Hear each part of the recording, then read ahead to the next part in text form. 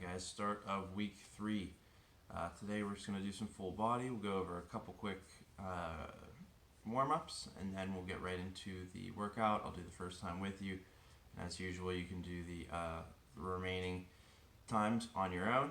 But let's just get started. So first thing we'll do for the warm-up, it's going to be hip flexors. So those are going to be muscles here in the front of your thigh. They actually connect up into your lumbar spine, so if you do have any back pain, these could be a reason for that. So we're going to get into a half kneeling position.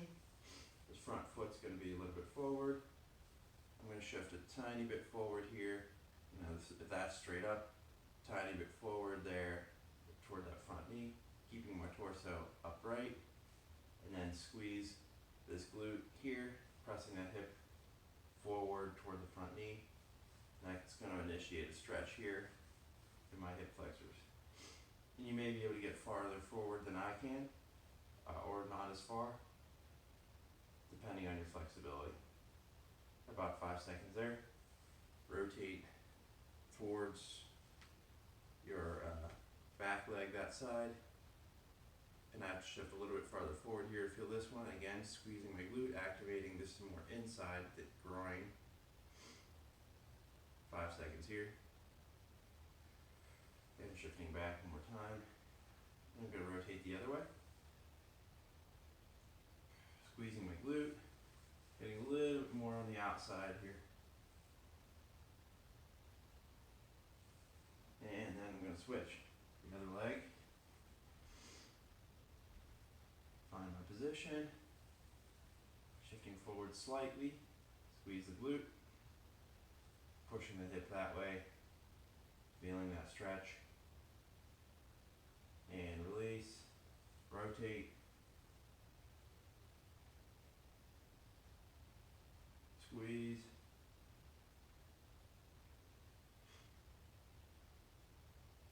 and release, and the other way. Squeezing the glute, pressing your hip forward towards your leading knee. And release. And then we're just going to do a sumo squat. It's a nice wide squat. Past your shoulders with your feet. Toes are pointing out a little bit. Squat down. Then straighten your legs, stretching your hamstrings. Try to keep your back flat. And not rounding it, that is. About 3 seconds in that stretch, back into the squat, come back up the stretch. And we'll do 5 of these.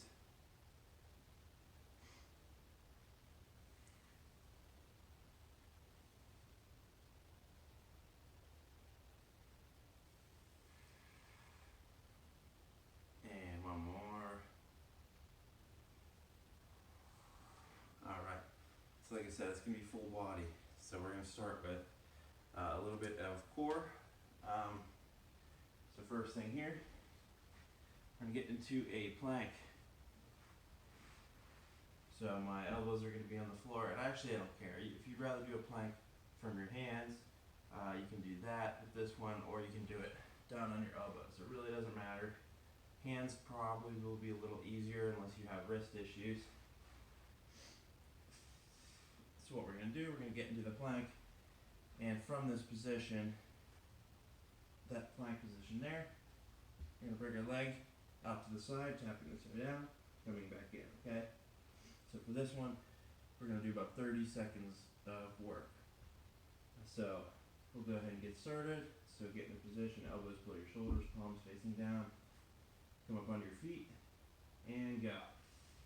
Out to the side. Out to the other side, try to hold that plank while you go through these.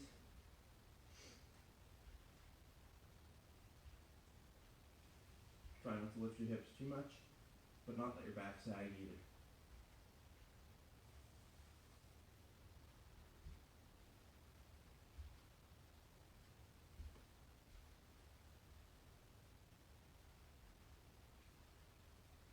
And that's 3, 2, 1, and rest.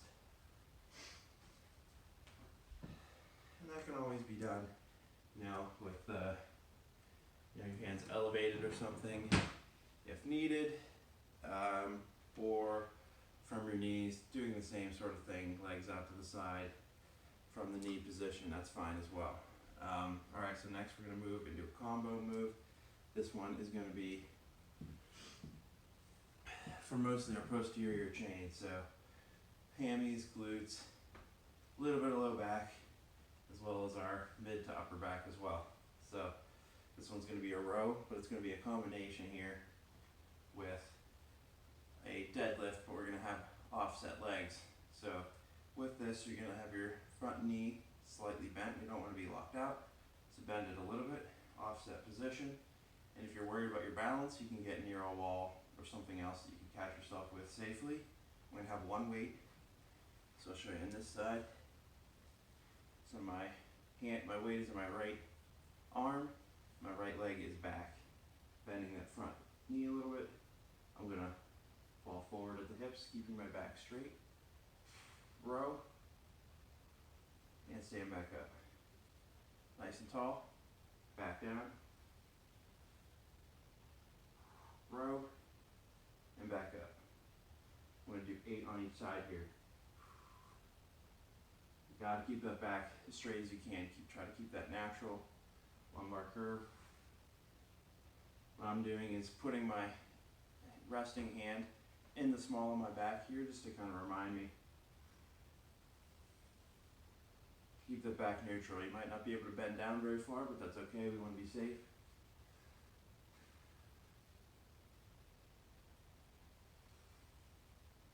We're not building any more strength if we're hurting our back, so make sure that that is staying neutral. You might be getting some stretches in your legs, which is okay. That's kind of part of it. Yep, and once you get done with 8 on that side, then you're going to move into the other side as well. And with that, you could use a dumbbell or a kettlebell, or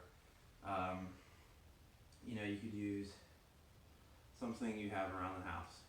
Jug of water, case of something, or something even a little bit lighter as well. So find something you have nearby. If you don't have actual workout equipment, I'm going to demonstrate this side with the kettlebell. Starting tall, bending forward at the hips.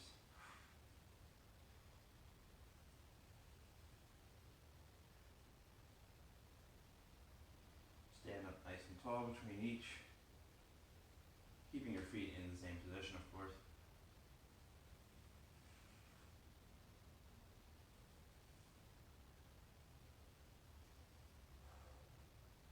Try to keep that elbow close to you.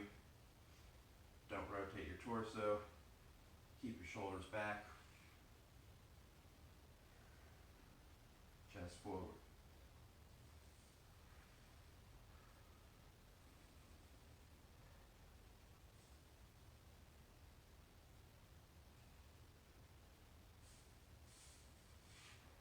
Alright, so that's that first move there.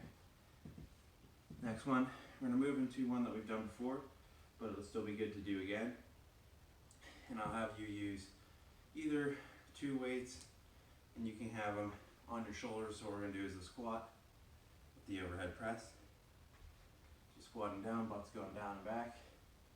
And when you come up tall, as you come up, you press overhead.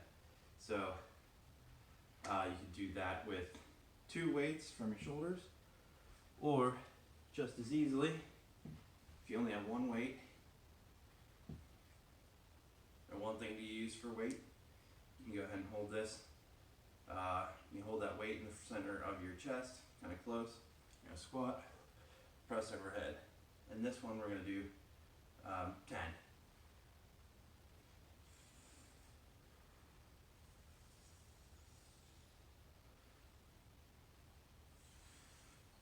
If you don't have anything to use for weight, just do a little more explosively, coming up onto your toes, and still come slow back down. Bringing your hands overhead, getting that same range of motion, but just trying to keep it a little more explosive because you don't have weight.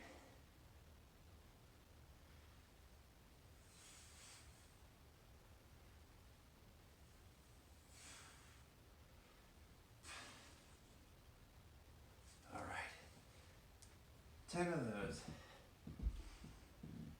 And lastly, we're going to focus on these oblique muscles here and the outside of the abs, left and right. So what we're going to do, we're going to lay on our back. Our knees are going to be bent about 90 degrees. Let me show you this angle. I think it might be the best. So what we're going to do, head's back, relax, knees are about 90 degrees. You're going to come up as you lift your knees towards your chest. You're going to twist your knees, so your knees are going to go to the left, and your heels are going to come around to the right, trying to swing your heels toward the shoulder here on the right side. Or your right ear, you know, that kind of range of motion. That twist should get those obliques activated a little more. And again, just like the last time we went through these without the twist, we don't want to use momentum. I'd rather see them be a little slower. So you can go ahead and get on the floor, go ahead and get started if you haven't already. Try it out. Remember, we're focusing on using those muscles in the outside of the abs, the obliques, when you're trying to do this.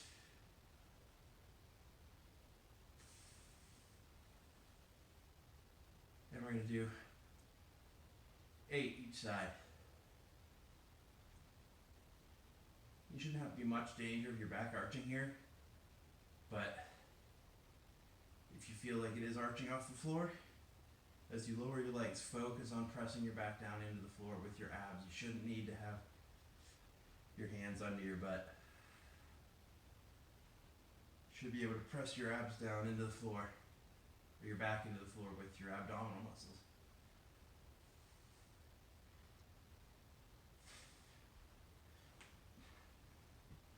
It just might involve a little more focus, which is okay. Shouldn't be that easy. It is a workout. 8 each side there. And then you're going to go through those 4 exercises again. That's planks with the toe taps. You're going to do 8 each side there.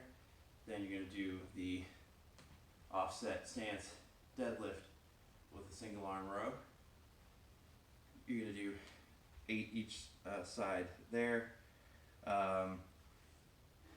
Actually, I said timed with the plank, so I actually don't care either way, 8 each side or 30 seconds, and then 8 each side with the offset deadlift with the row, and then 10 of the squat overhead, and then you're going to finish up with 8 each side of that reverse crunch with that twist in there, 8 each side.